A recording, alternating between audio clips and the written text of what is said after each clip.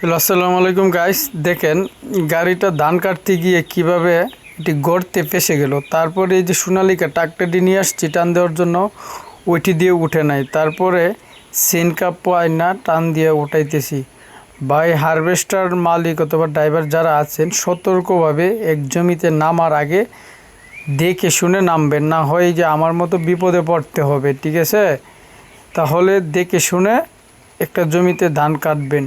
কৃষকে বললেই যে ওই জমিতে ধান কাটতে হবে, এরকমটা কখনো করবেন না।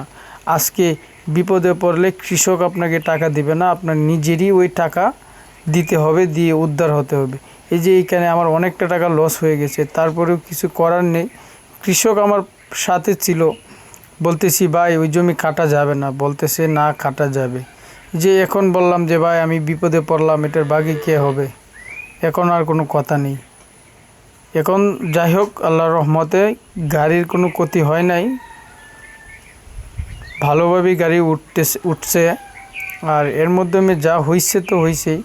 তবে আমি যেরকম বিপদে পড়ছি আপনাদেরকে বলতেছি যে আপনারা সবসময় সতর্কভাবে গাড়ি চালাবেন, যাতে কোনো ধরনের ঝামেলা না হয়। ধন্যবাদ, সকলেই ভালো থাকবেন। ভিডিওটি ভালো লাগলে লাইক, শেয়ার, কমেন্ট করবেন।